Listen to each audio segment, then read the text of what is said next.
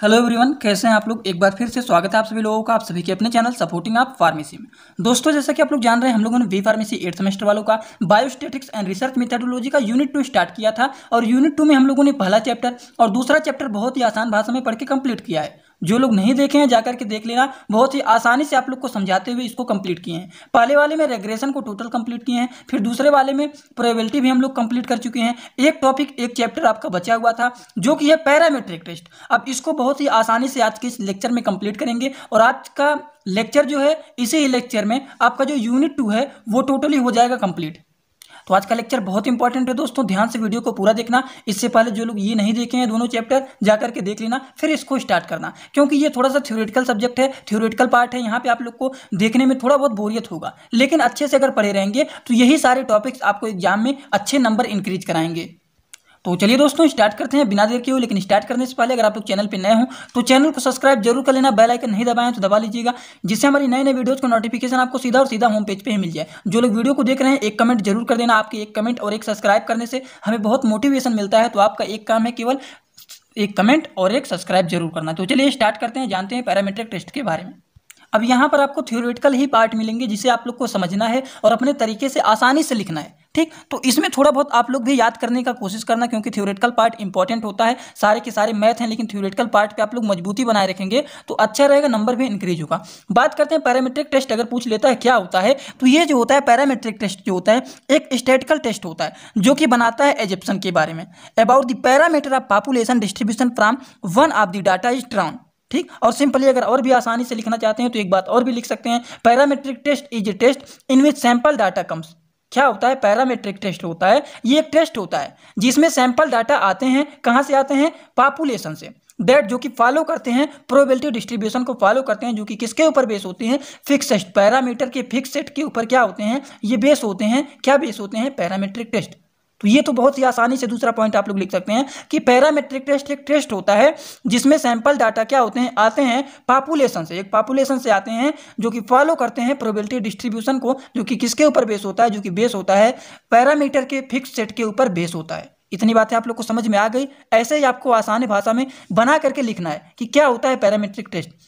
समझ गए आप लोग। बात करते हैं टी टेस्ट के बारे में, जिसमें हम लोग को क्या क्या जानना है। सैंपल हो गए, प्रोलूडर हो गए, अनपेयर्ड हो गए, तो इन सभी के बारे में यहाँ पर जानना है। तो ये क्या होता है? टी टेस्ट एक होता है कोई भी एनी स्टैटिस्टिकल हाइपोथेसिस। तो हाइपोथेसिस के बारे में हम लोगों ने पिछले वाले लेक्चर में प्रोबेबिलिटी में समझा था। जिसे याद नहीं आ रहा है तो थोड़ा सा दिखा देता हूं कि हाइपोथेसिस के बारे में हम लोगों ने यहाँ पर पिछले वाले लेक्चर में पढ़ा था, जिसमें टाइप ऑफ हाइपोथेसिस के बारे में भी बात किया था, जो कि नल हाइपोथेसिस होता है और क्या होता है? अल्टरनेटिव हाइपोथेसिस होता है। तो ये सारी चीज़ें हम लोगों ने पिछले वाले लेक्चर में पढ़ा हुआ है, ठीक। तो यहाँ पर वही बातें किया जा रहा है। क्या बात किया जा रहा है? टी टेस्ट जो होता है कोई भी स्टैटिस्टिकल हाइपोथेसिस टेस्ट होता है, जिसमें क्या होता है? टेस्ट स्टैटिक्स को फॉलो करता है student T distribution under the null hypothesis. Null hypothesis के अंडर में ये आता है। अब नल हाइपोथेसिस क्या होता है? नल हाइपोथेसिस क्या होता है इसके बारे में आपको कल यहाँ पर समझाया था कि क्या होता है नल हाइपोथेसिस और अल्टरनेटिव हाइपोथेसिस। तो आप लोग टिक लगा लेना कि 2 नंबर में क्वेश्चन बन सकता है कि write a short note on null hypothesis and alternative hypothesis. तो इसको आप लोग थोड़ा सा याद करने की कोशिश कर लेना। तो वही बातें यहाँ पर किया जा रहा है कि किसके ऊपर बेस होता है, किसके अंडर में होता है। तो नल हाइपोथेसिस के अंडर में ये होते हैं। T test most commonly apply किया जाता है। कहाँ पर अप्लाई किया जाता है? व्हेन द टेस्ट स्टैटिक्स, जब टेस्ट होता है स्टैटिक टेस्ट होता है जो कि फॉलो करता है नॉर्मल डिस्ट्रीब्यूशन के वैल्यू का। आप scaling term in the test of static where known, ठीक। एंड द टेस्ट कैन भी, जो टी टेस्ट होता है इसका यूज किया जाता है फॉर एग्जांपल डिटरमाइन, अगर किसी चीज़ को करना है, या फिर दो डाटा के सेट हो गए significantly different from the each other. तो स्टैटिक का मतलब क्या होता है? स्टैटिक का मतलब होता है समझना, किसी चीज़ को समझना, किसी चीज़ के बारे में पता करना। तो वो चीज़ें हमारे स्टैटिक के अंदर आते हैं। तो वही सारी चीज़ें आपको यहाँ पर लिखने हैं। अगर इनके फार्मूले की बात किया जाए तो कुछ इनके फार्मूले भी आते हैं, जैसे कि एग्जाम्पल की बात करें वन सैंपल टी टेस्ट के बारे में, तो T equal to Z upon S, ये क्या हमारा X bar minus mu upon sigma और अंडर रूट एन। तो यहाँ पर लिख सकते हैं एक्स बार इक्वल टू क्या होता है? सम आप एक्स से बोलते हैं, जैसे कि x1 हो गया, x2 हो गया, x3 हो गए, तो ये हो गया, ठीक। एक्स बार इक्वल टू इतना होता है। मीन मीडियम मोड याद है ना आप लोग को? तो ये सारी चीज़ें आप लोग को वहाँ पर कॉन्सेप्ट क्लियर करा दी हैं कि इसमें नहीं कन्फ्यूजन होना चाहिए। यस क्या होता है? स्टैंडर्ड एरर होता है मीन का। ये क्या होता है? ये स्टैंडर्ड डेविएशन होता है डाटा का। जैसे कोई डाटा दिया गया है तो क्या होता है? ये स्टैंडर्ड डेविएशन होता है। म्यू क्या है? पॉपुलेशन मीन होता है। जेड एंड यस जो होता है ये क्या होता है? इंडिपेंडेंट होता है। तो इतनी बातें आप लोग को समझ में आ गई होंगी। तो अब हम लोग आगे बात करते हैं। आप लोग बोर मत होइएगा, बहुत ही आसानी से समझते हुए चलेंगे, क्योंकि थ्योरेटिकल वाले पार्ट में बहुत सारे स्टूडेंट यहाँ पर बोर होने लगते हैं और रटने की कोशिश करते हैं। तो थोड़ा बहुत अगर आप लोग यहाँ पर समझे रहेंगे तो नोट्स तो प्रोवाइड करूँगा, तो नोट्स को देखते ही थोड़ा बहुत बातें आपको याद आ जाएंगी। तो आपको बोर नहीं होना है, थोड़ा बहुत समझते हुए चलिए बस। नोट्स तो आप लोग को दे दूंगा, ठीक, सपोर्टिंग ऑफ फार्मेसी के टेलीग्राम ग्रुप में। तो अब बात करते हैं unpaired and paired two sample test के बारे में। तो क्या होता है टू सैंपल टेस्ट, क्या होता है, ये किसके लिए होता है? डिफरेंस इन मीन इन्वॉल्व होते हैं इसमें इंडिपेंडेंट सैंपल में, जो कि क्या होते हैं, इसको बोल सकते हैं अनपेयर सैंपल या फिर इसको बोल सकते हैं पेयर सैंपल। तो क्या होते हैं? Two sample test for difference in mean involve independent sub sample. Independent sample में हमारे क्या आते हैं, जैसे अनपेयर सैंपल हो गए या फिर इसको बोल सकते हैं पेयर सैंपल भी इसमें आते हैं। तो pair T test are a form of blocking. जो पेयर टी टेस्ट होता है ये ब्लॉकिंग के फॉर्म में होते हैं एंड हैव ग्रेटर पावर, जिसके पास क्या होता है, ग्रेटर पावर होता है, इनके पास ज़्यादा पावर होता है। किसके तुलना में ज़्यादा पावर होता है? अनपेयर टेस्ट के तुलना में इनके पास ज़्यादा पावर होता है। किसके पास ज़्यादा पावर होता है? पेयर टी टेस्ट के पास ज़्यादा पावर होता है। किसके तुलना में? अनपेयर टेस्ट की तुलना में। When the pair unit are similar, जब पेयर्ड यूनिट सिमिलर होता है, सेम होता है with respect to the noise factor that are independent, तब क्या होते हैं, वो इंडिपेंडेंट होते हैं। Membership into group being compare, ठीक, दो ग्रुप को जब कंपेयर करते हैं तो ये क्या होते हैं, सिमिलर आते हैं। In a different context pair T test can be use the reduce of effect. क्या करते हैं, जो डिफरेंट कॉन्टेक्स्ट होते हैं तो पेयर टेस्ट जो होते हैं, टी टेस्ट होते हैं, इनका यूज कर सकते हैं आप लोग इफेक्ट को कम करने के लिए। आप किसके इफेक्ट को, कंपाउंडिंग फैक्टर के इफेक्ट को रिड्यूस करने के लिए हम पेयर टी टेस्ट का इस्तेमाल कर सकते हैं। फैक्टर इन ऑब्जर्वेशनल स्टडीज, इतनी बातें आपको समझ में आ गई। उसी तरीके से बात करते हैं इनोवा में 1 वे और 2 वे के बारे में हम लोग को पढ़ना है। याद होगा, आप लोग को सिलेबस देखे होंगे तो आपको याद होगा।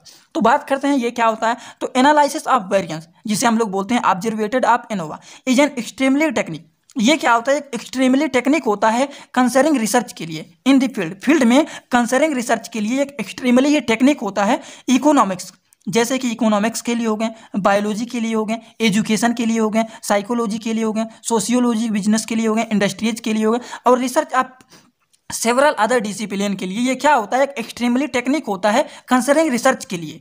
क्या हमारा है, ये एनोवा टेक्निक जो होता है, ये क्या होता है, एनालिसिस किया जाता है वेरिएंस का, जो कि क्या होता है, एक्सट्रीमली टेक्निक होता है कंसर्निंग रिसर्च के लिए फील्ड में। जैसे कि हमारा इकोनॉमिक हो गया, बायोलॉजी हो गया, एजुकेशनल हो गया, psychology, sociology, business, industries and research of several other discipline के लिए ये हमारा होता है ANOVA. And this technique is use when multiple sample cases are involve. इस टेक्निक का यूज कब किया जाता है? इस टेक्निक का यूज तब किया जाता है जब किसी केस में मल्टीपल सैंपल इन्वॉल्व होते हैं, तब हम इस टेक्निक का इस्तेमाल करते हैं, जो कि हमारा एनोवा टेक्निक है। जो कि हमारे कितने टाइप के होते हैं, हमारे 2 टाइप के होते हैं दोस्तों। कौन कौन से? एक होता है 1 वे एनोवा, दूसरा होता है 2 वे एनोवा।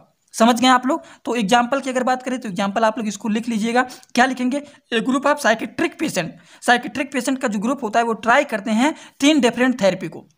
बात करते हैं अगर किसी भी पेशेंट, जैसे कोई साइकेट्रिक पेशेंट है, ठीक, तो वो ट्राई करते हैं 3 डिफरेंट थेरेपी को। अब 3 डिफरेंट थेरेपी कौन कौन सा है? सबसे पहला हमारा काउंसलिंग होता है, दूसरा हमारा मेडिकेशन होता है, तीसरा बायो फीडबैक होता है। And we want to see one therapy is better than other. हम लोग क्या करते हैं, हम चाहते हैं कि अगर यहाँ पर एक थेरेपी सही हो रहा है तो दूसरे में नहीं जाना पड़ेगा, लेकिन अगर कहीं पे थेरेपी सही नहीं चल रहा है तो दूसरे में जाना पड़ता है। तो ये आप लोग लिख सकते हैं, we want to see therapy better than other. ठीक, हम चाहते हैं दूसरे से की तुलना में यहाँ पे क्या हो, अच्छा हो। एनोवा अगर बात करें तो ये 2 टाइप के होते हैं। कौन कौन से? 1 वे एनोवा, दूसरा होता है 2 वे एनोवा। तो सिंपली अगर बात करें कि 1 वे एनोवा क्या होता है और 2 वे एनोवा क्या होता है, तो ये ज़्यादा इंपॉर्टेंट नहीं है। शायद आपके एग्जाम में 2 नंबर का क्वेश्चन बन सकता है। Right a short note on 1 way ANOVA and 2 way ANOVA. तो क्या लिख सकते हैं? Under the 1 way ANOVA, 1 way ANOVA के अंडर में हम कंसीडर करते हैं ओनली 1 फैक्टर। समझ गए आप लोग? 1 वे एनोवा जो है इसके अंडर हम लोग क्या कंसीडर करते हैं? केवल एक फैक्टर को।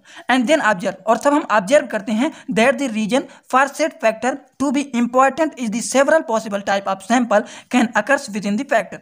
इसमें 2 सिचुएशन भी होते हैं। कौन कौन से होता है? We might the studying leg strength people according to the loss free from loss and from 3 group, जिसमें हमारा green tea, black tea, no tea हो गया। ठीक, और सिचुएशन 2 भी इसी तरीके से लिख सकते हैं। तो सिंपली देखिए, यहाँ पर बात किया जा रहा है कि 1 वे एनोवा के अंडर में हम कंसीडर करते हैं केवल एक फैक्टर को, और तब हम ऑब्जर्व करते हैं। ठीक, और उसी तरीके से अगर बात करें 2 वे एनोवा में क्या होता है, 2 वे एनोवा में क्या करते हैं, तो उसी हिसाब से आपको लिखना है। कैसे लिखेंगे, देखिए दिस टेक्निक इज यूज, इस टेक्निक का यूज हम करते हैं व्हेन डाटा आर क्लासीफाई, जब डाटा क्लासीफाई होता है दो फैक्टर के बेसिस पर, तब हम इस टेक्निक का इस्तेमाल करते हैं। लेकिन अगर केवल एक फैक्टर है उसको कंसीडर करना है तो हम टू वे एनोवा का इस्तेमाल करेंगे कि वन वे एनोवा का, तब हम इस्तेमाल करेंगे वन वे एनोवा का।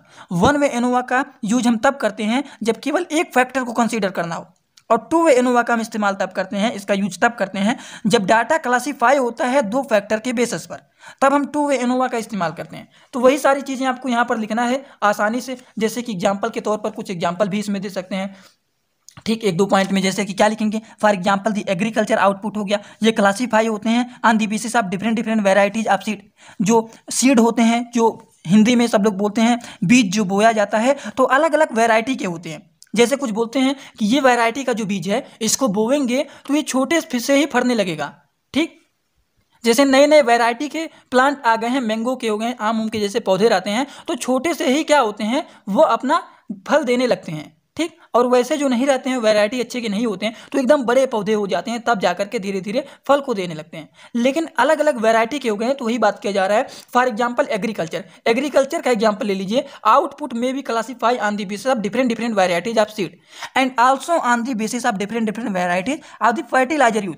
और भी बहुत तरीके के फर्टिलाइजर का इस्तेमाल किया जाता है। ठीक, तो ये बात भी एग्जाम्पल यहाँ पर दे सकते हैं आप लोग। ए बिजनेस फर्म में may have its sale data classify on the basis of different different salesmen and also basis of sales in the different different region। और इसी तरीके से सेल्समैन की बात करें जो कि अलग अलग तरीके के होते हैं। ठीक, सच टू वे डिजाइन, तो ये सारी चीज़ें आप लोग एग्जाम्पल के बेसिस पर यहाँ पर रख सकते हैं। किस में रख सकते हैं, टू वे एनोवा में। ठीक, इतनी बातें आपको समझ में आ गई होंगी। एक लास्ट पॉइंट हम लोग देख लेते हैं, लीस्ट सिग्निफिकेंस डिफरेंस, तो जिसको शॉर्ट वर्ड में LSD भी बोला जाता है। अब ये क्या होते हैं दोस्तों, इनके बारे में 3 से 4 लाइन आपको केवल पढ़ने हैं, 4 पॉइंट पढ़ने हैं। कौन कौन से, सबसे पहला लीस्ट सिग्निफिकेंस डिफरेंसेस टेस्ट का यूज किया जाता है। किसके लिए यूज किया जाता है, कॉन्टेक्स्ट के एनालिसिस में। वेरिएंस ऑफ एनालिसिस, देखिए वेरिएंस के एनालिसिस में इस टेस्ट का यूज किया जाता है when the F ratio suggested rejection, जब एफ रेशियो सजेस्ट करता है रिजेक्ट करने के लिए नल हाइपोथेसिस को।